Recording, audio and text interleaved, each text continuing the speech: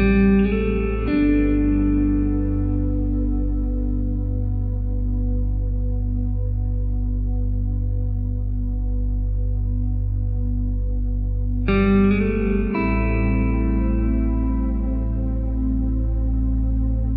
morning, viewers. We are here at Kosani at Anamay Ashram of Swami Ashutosh Maharaj ji. He's been in India for many years, but in this ashram for 40 years, a very eco-sustainable ashram, the clippings of which you've just seen.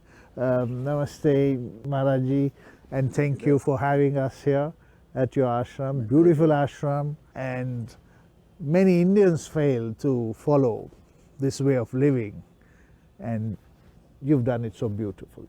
What has been your journey with Maharishi, with transcendental meditation, and this wonderful way of living?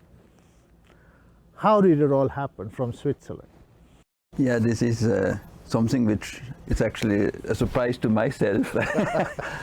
I probably would have never thought 30 years ago it will end up like this. Even though I must say, after I have been in India for the first time in 1980, I knew deep within I will end up in India. And I started learning Sanskrit. But the story, of course, started much earlier. When I was 9, 10 years old, I was just practicing yoga without knowing that it is yoga. I was just sitting in Padmasana and doing all sorts of things until some friends of our family saw it and said, "You're practicing yoga." And I said, "I'm practicing what?" Because that was in the 60s and yoga was not as popular as it is today. So he gave me a book, which I started to follow. My mother gave me a second book, which I started to follow. Then I became really focused on it, and I got up every morning at 5 o'clock. That's when I was 10 years old, 11 years old, 12 years old. I did my asanas, standing on my head for 5 minutes and all sorts of things. And then I was meditating. I used the book of Shivananda. Of Divine Life Society. Yes. And I didn't have much experiences, probably in these 2 years, 3 years I did it. I was not the experiences which are described in the book. So I was looking for solutions to meditate. But I continued my yoga practice, and the whole school, the college I was, they called me the Yogi. So we had 2 times a week, we had religion. It was a Catholic sort of school. And there I was asked to give a lecture on yoga. So I gave a lecture on yoga for 4 consecutive hours in 2 weeks, within 2 weeks. And that's where I learned a lot, because I went to the libraries. And when you have to prepare as a kid, then you start to study. And I went on whatever I could find during those days. And but TM I didn't come across. So I started my study in chemistry in Basel. And I continued my search in the libraries, and I came across Yogananda's book, Autobiography of a Yogi, which I think every spiritual seeker must have read at some stage in his life, which I liked very much. And I was about to write a letter to the society to start that program, when in a vegetarian restaurant in Basel, I saw a poster, More Energy, More Intelligence, More Harmony, Transcendental Meditation. That was in May 1970. I went to the lecture and I didn't start because I thought this is very commercialized. He was the teacher, the one who gave the presentation, was saying meditation is something very easy. You just sit in a chair. And I thought, I'm already such a great yogi. I was sitting every morning for half an hour in Padmasana and thought, what is this again? But then half a year later, I thought, well, I have tried so many things, let me try this also. On 14th November 1970, I got initiated, and that was it. That was it. I knew on the initiation, the experience I had, that's what I was looking for. And the decision was made. Of course, I finished my studies.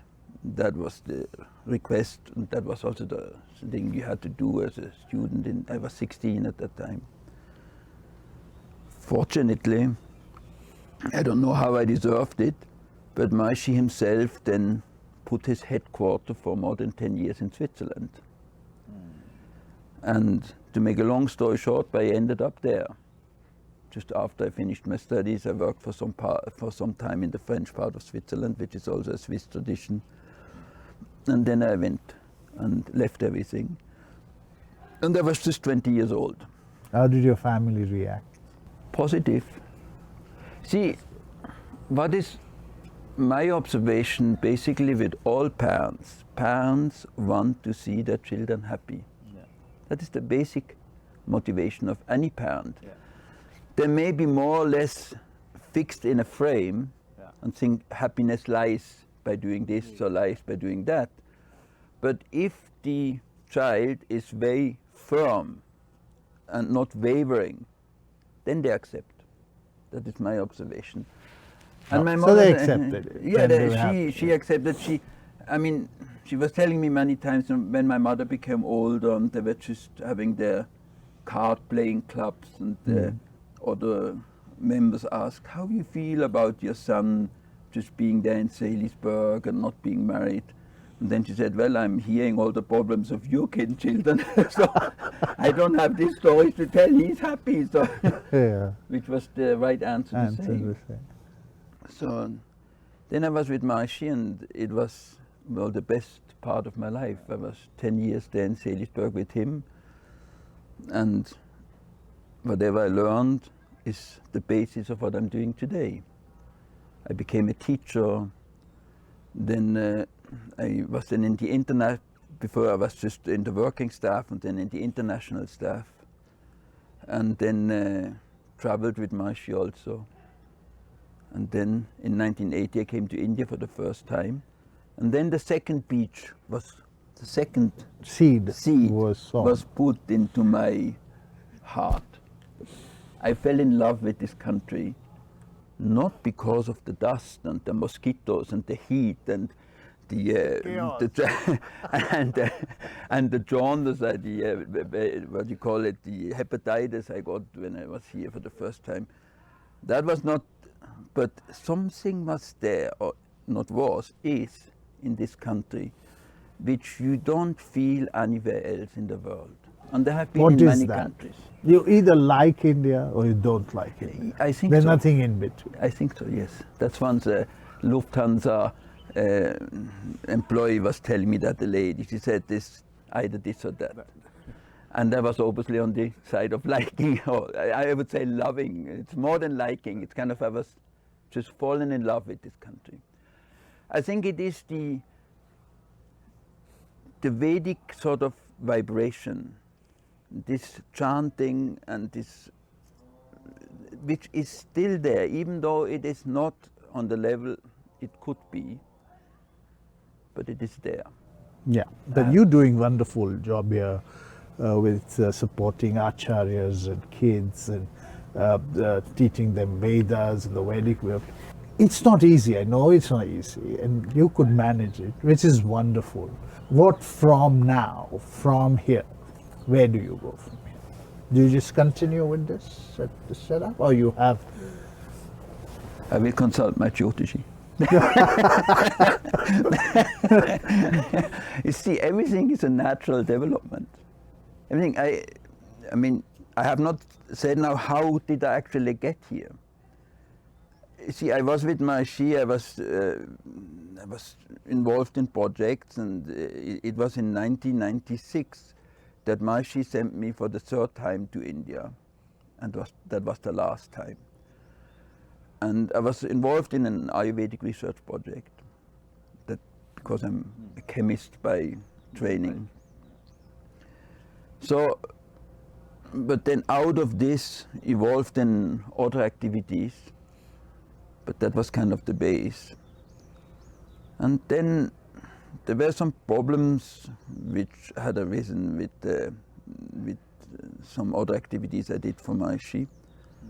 And at some stage he said, just go to the mountain that's what I told you to do. But he didn't specifically tell me what to do. Now everything else I was doing before, that was not anymore important. So I was thinking what to do. So now what every disciple, what every student of any master does, he tries to see what is the master's desire. And that was very easy with Maharishi because he gave press interviews every week on Thursday in Hindi. And there he always spoke about the Vedic Vishwaprashasaks, which he explained he wants in every village, in every part of India, these groups where pandits, or not pandits, just boys in every village, with sitting with the Guruji for 1 hour a day and recite things, learn meditation and just practice that, and they get some incentives for that. Yeah. So I started to look around how much this is happening, and it was not really happening, it was more on paper than in reality. So the organization was not, it was not manifesting as it should. So then I thought, let me do that. So that's how I started. So first I had one place in Artola, which is near Chageshwar. Actually it was in Chageshwar. And I was having one group of maybe 25 kids. Okay. And it was just, they were just for 1 hour a day. And I put one acharya. And there was one friend, one pandit friend of mine who said, I'll take care, because I also had to see, if I want to build up something, you need money. Money, yes. So I started to do some kind of business, try this or that. And from time to time I went to see how they're doing. And after 2 months I realized nothing is happening. They could not even memorize the puja, which is 2 days, 3 things for a student. It's not a big deal. So then I thought, if I have an employee and I pay him per hour, then I have to make sure he works. Right. If I pay him per square foot, then I just have to come after week and count the square foot. So I thought, let me do that with Vedic studies. So instead of paying them 50 rupees a month or so, I said, okay, I give you 10 rupees for if you have memorized this puja, this puja. Well, within 2 days, 14 boys passed.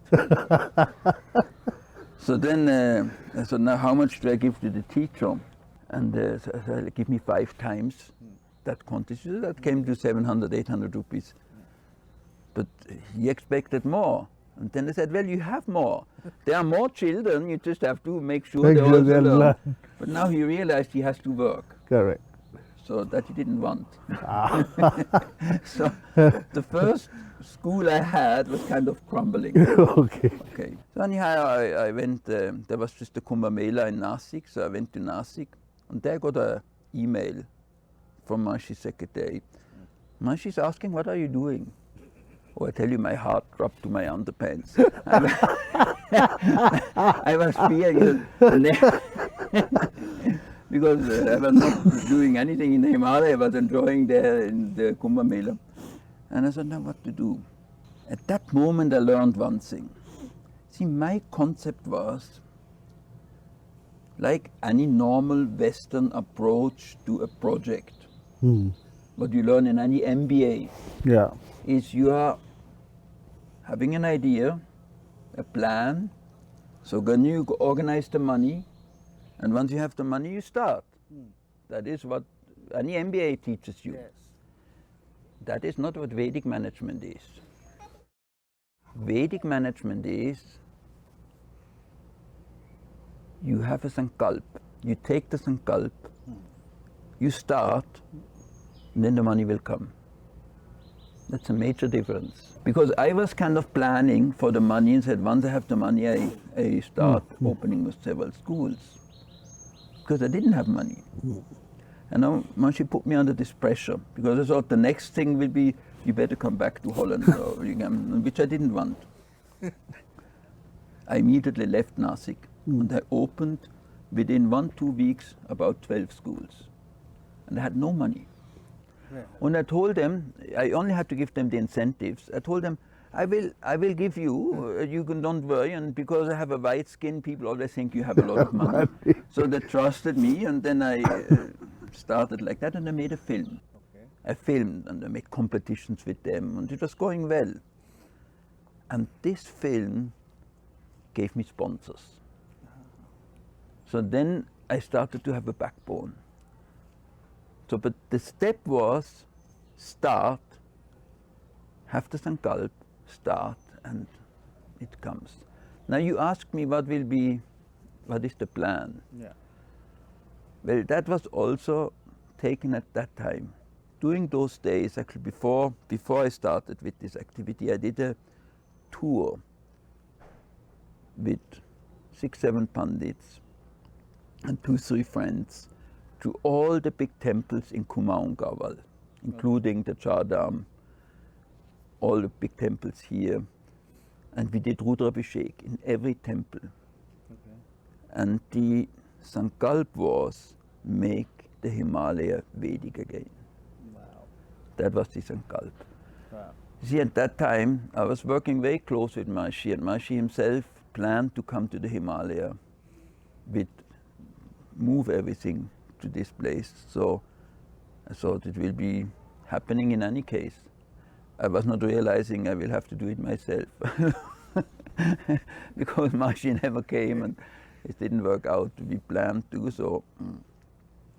But here I am, building up the army. Good. And what do you think, how do others learn from you and replicate this model? It's so good. Is it so difficult nowadays? When you started, it must have been very difficult to set up something like that. I think nothing is difficult. Nothing is difficult if you have a resolution. You have a resolution and your mind is focused on it and you want to do it. It just happens. Then it will happen. Then nature starts to support. See, the first thing I'm teaching any student coming here, Jo icha karaho man mahi prabhupada kachudolab nahi. It's from Tulsidas. Whatever desire you have in the depth of your mind, this is also meant with taking the sankalp and then start, and then nature supports and the money will come, or you start, you have this desire deep within your heart. This is the basis of education. That's what education should be. Education is today, it's just to become a nauker. And the Mahamantra is naukari. Yes. But what it actually should be is make a person able to fulfill his desires. Yes. And that is possible once you experience your thoughts in the depth of your mind. And that is what meditation is all about. What transcendental meditation is teaching. Yes. We are just enlivening that level. And by doing it regularly, daily, you start to do it, the experience of having the thought and final levels also during the day. So your actions will be more fruitful because your thoughts are more seated, they are more powerful, they're more supported by natural law. We came here yesterday, we landed. We went to sleep at 7 in the evening. It's never happened. Straight woke up at 5 a.m. It never happened. So that is the environmental influence of the sattva created by all the chanting, by enlivening the laws of nature. See, I wouldn't say what I'm doing is difficult. It's not.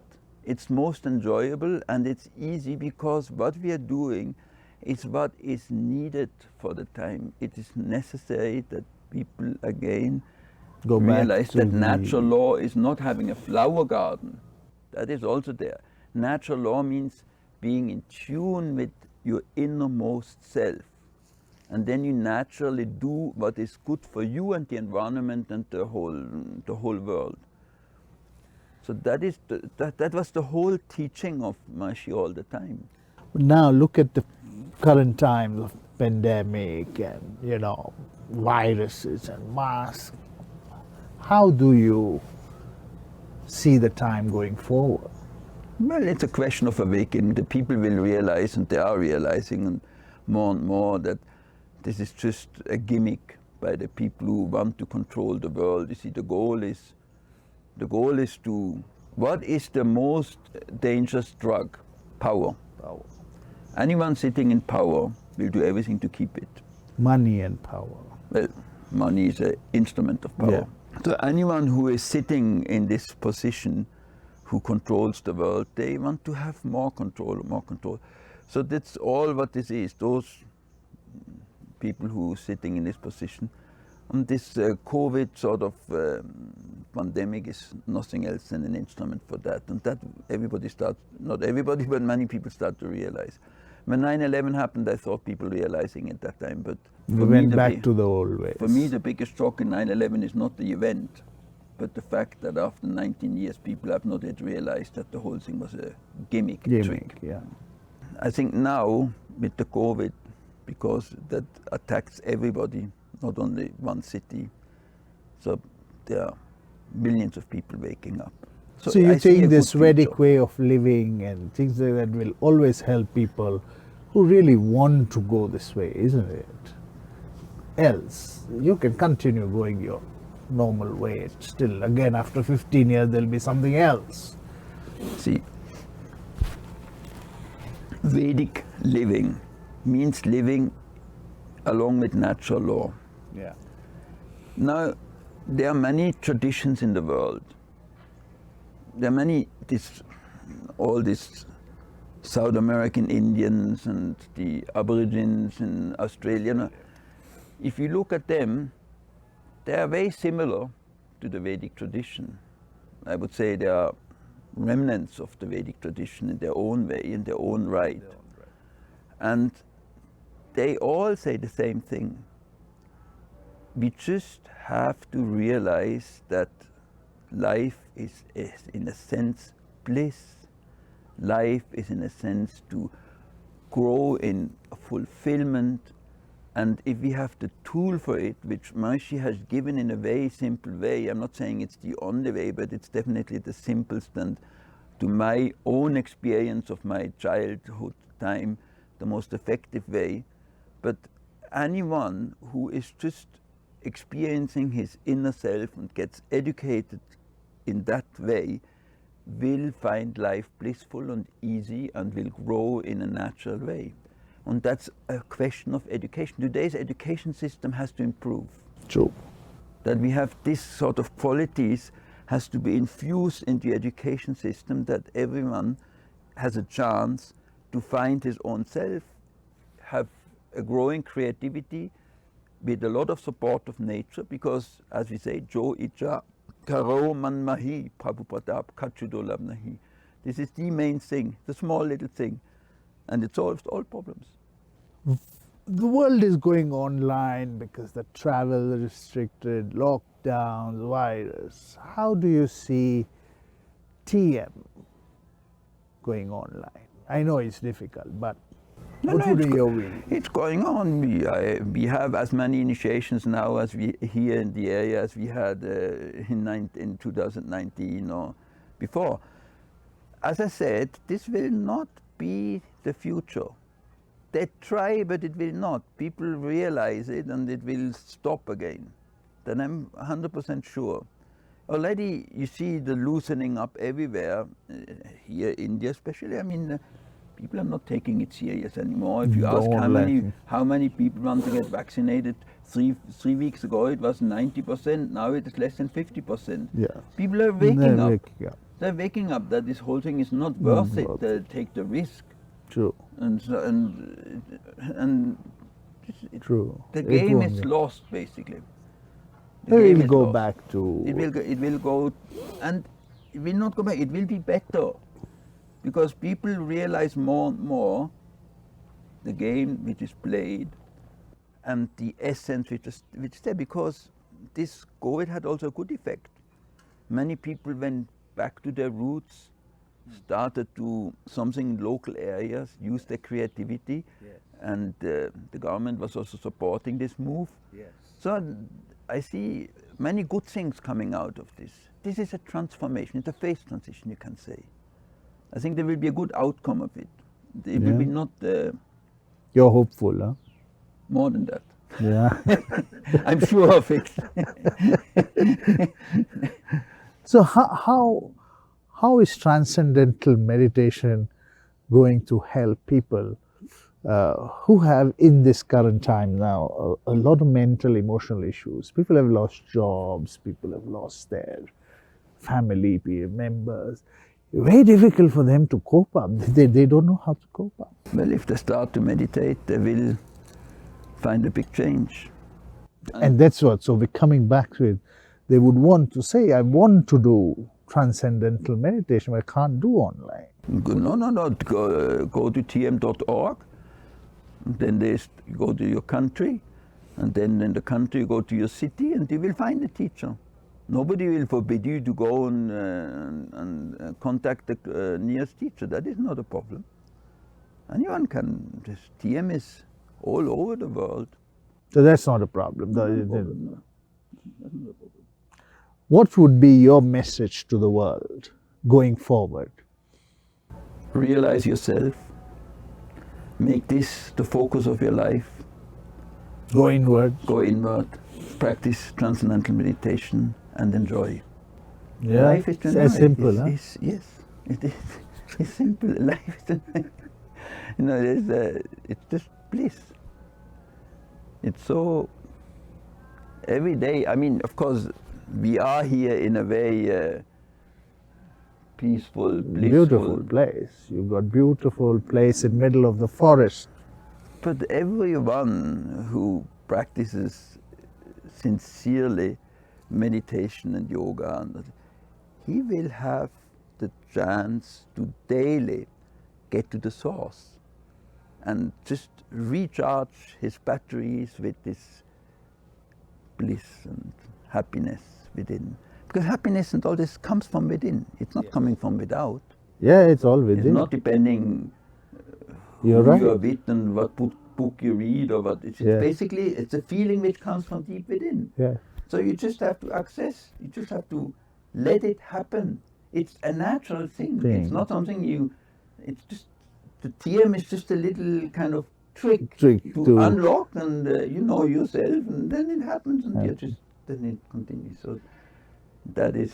You just go inward. So Swamiji's message to the world is, go inward, live in bliss. Yes. And it doesn't have to be for And hours. it's not difficult. And it doesn't have to be for hours. It doesn't have to be for hours. Morning and evening, it's like a gardener putting some water to the root, and the rest of the day he waits.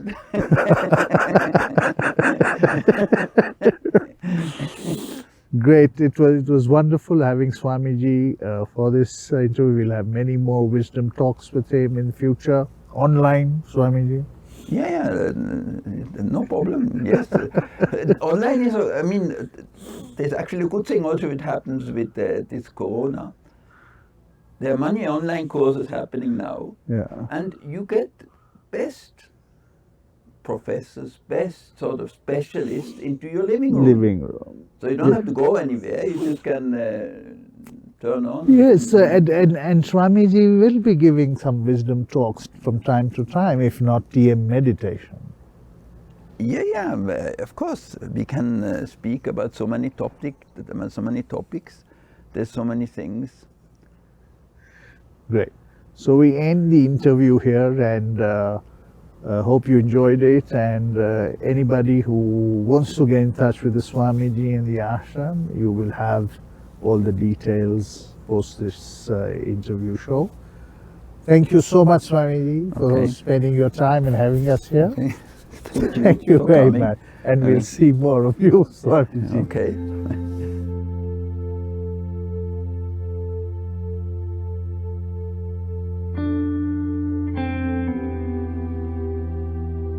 This is one of the main contributions Maharishi has done to the Vedic tradition again, reminding of that importance.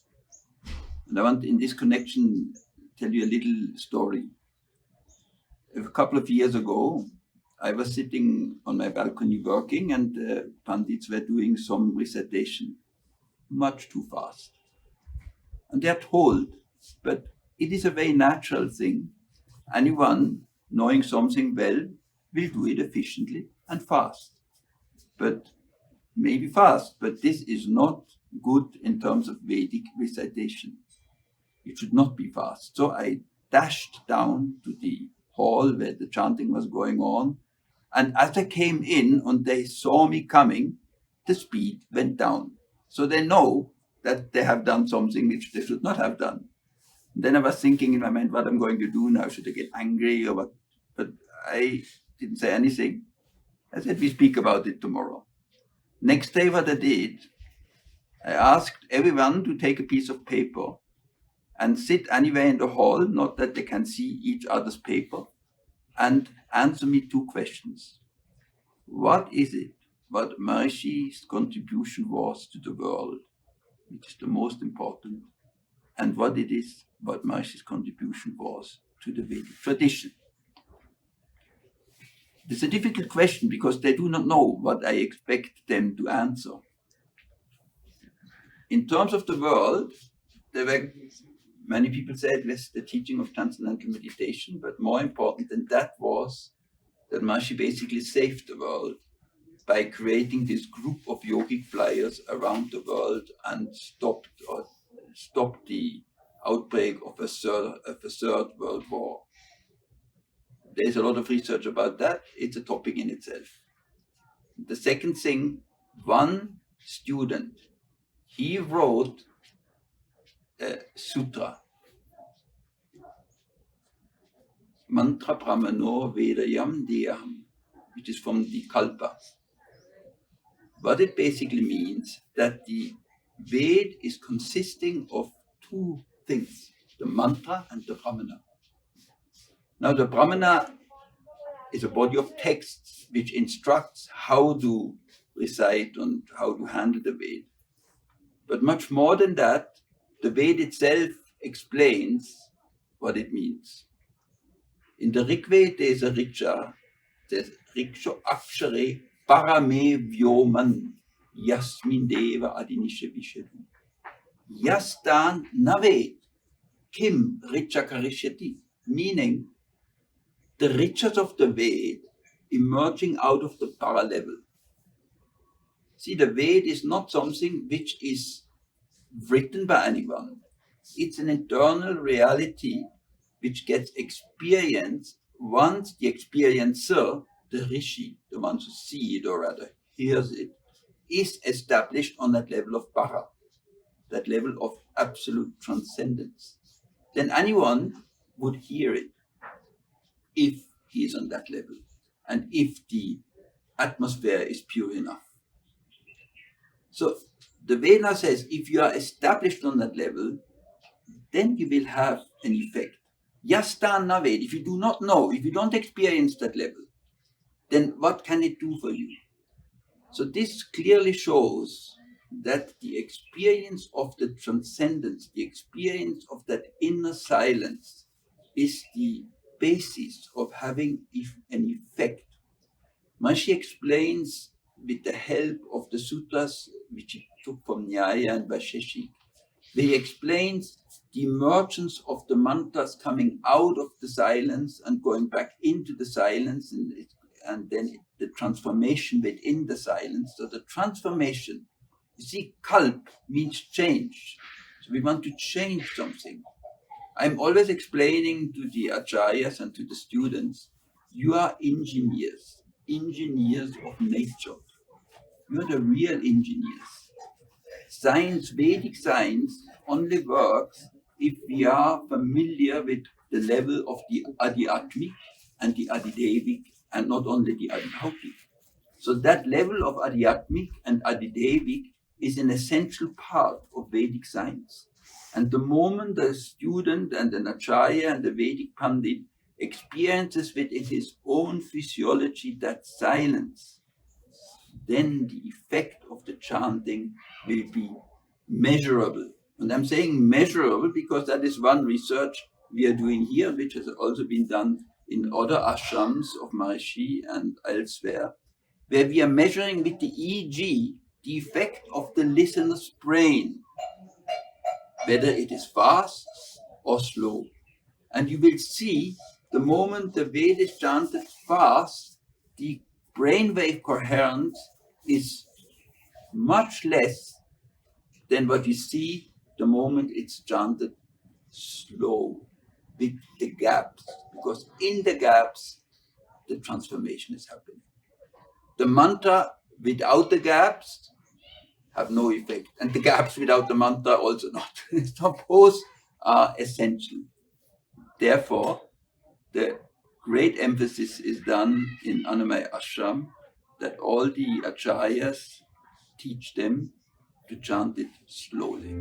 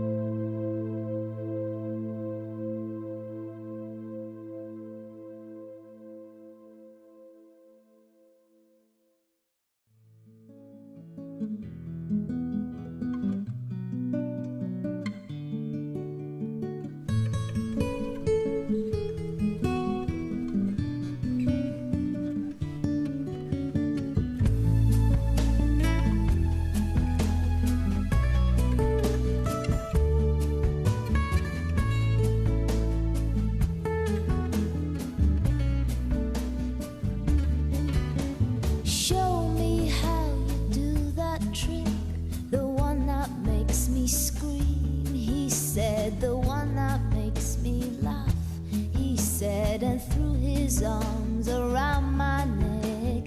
Show me how you do it, and I promise you, I promise that I'll run away with you. I'll run